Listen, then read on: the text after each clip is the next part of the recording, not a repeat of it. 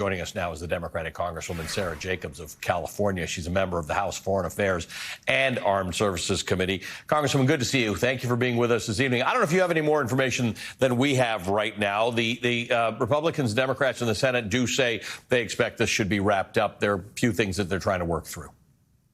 Yeah, I think we are expecting that they will vote on the continuing resolution tonight, and we will be able to keep the government open. I was fascinated by Mike Johnson, who is not a guy who goes up against Donald Trump ever, works in lockstep with Donald Trump, about his relating the conversation that he had with Elon Musk an hour ago or so when he was mentioning that would even be a thing, that the Speaker of the United States House has to consult with a bazillionaire to sort of get his okay and his approval, an unelected guy, on how the work of the United States Congress in service of the people of America should go.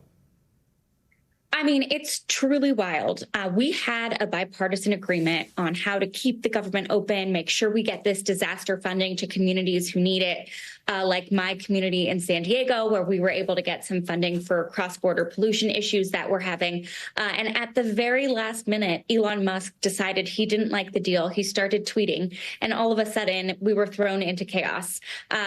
I'm not looking forward to the next couple of years of governance by tweet, and I don't think that's how we should be doing business. We should have our elected leaders be able to make deals with each other and then be able to actually follow through on the agreements that they make, which clearly Mike Johnson is now incapable of doing, as he's shown. Yeah, we used to have government by tweet, and then what we didn't realize is that there's another entity in here. Like, at least the guy who was tweeting, for better or for worse, had been elected the president of the United States. Now we got a guy who seems to be the president of the United States' boss, we don't know what the motivations are because he didn't campaign on his policies. He campaigned for someone else. This becomes a little difficult. Tim Snyder and I were just talking about the role that Democrats may need to play in this new Congress now, and that is, I don't know, a shadow cabinet, an alternative, an idea of here's what this has to look like, so that the American people can see the contrast between what Republicans are, the chaos that Republicans are committing, and the alternative. Well, I think that's exactly right. And, I don't want to give the Republican conference too much credit, but I do think it's very telling that even with the full weight of Elon Musk and Donald Trump, 38 Republicans voted against the bill that Donald Trump wanted yesterday. And while we aren't sure about Elon Musk's motivations, one of the things that was taken out of the original agreement and never made it back in was this provision that didn't allow or, put stipulations on outbound technology transfer and investments to China. And we know that's something that would have really impacted Musk's business. And I think it's very telling that that was one of the things that he particularly highlighted to take out, and that never got back into the deal. Let me ask you, when you said you don't want to give Republicans too much credit, I actually think this might be a real advantage for Americans, that democracy might get saved by the fact that they're not looking all that organized. They've had a long time to get organized, and then they're going into a Congress where they will have control of both houses and the White House. You'd think they would be more organized on things like this, on these votes, on figuring it out.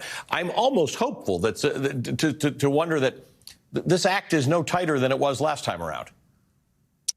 I think we can hope that that's true. I think we've seen this time it was clearly not a well-oiled machine, not well organized, and you saw them all fighting with themselves. And I think once again, we've seen that Democrats had to be the adults in the room and step forward and help make sure that we kept the government open. And we stand ready to continue, moving forward in a bipartisan way. But what needs to be clear is that we're not willing to sell out our constituents or our values in order to do that.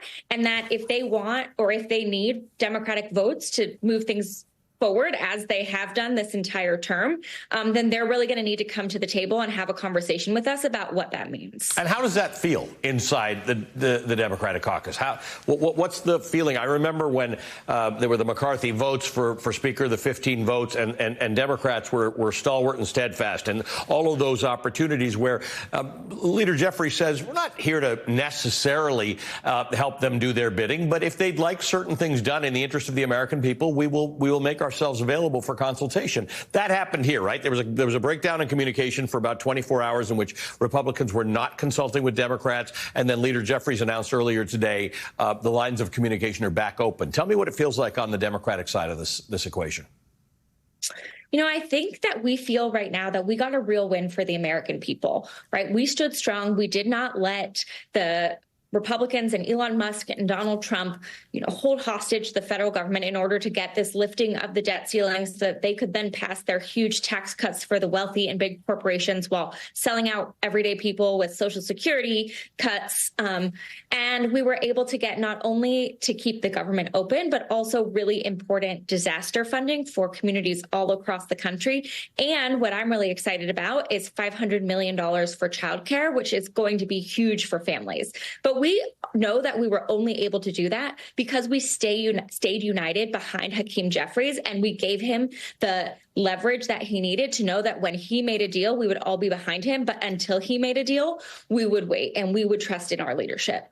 I want to just mention to our audience that Chuck Schumer has gone to the Senate floor now, so things are starting to happen. You serve on the House Armed Services Committee. The interesting development that the Senate Armed Services Committee has asked for Pete Hegseth's FBI report.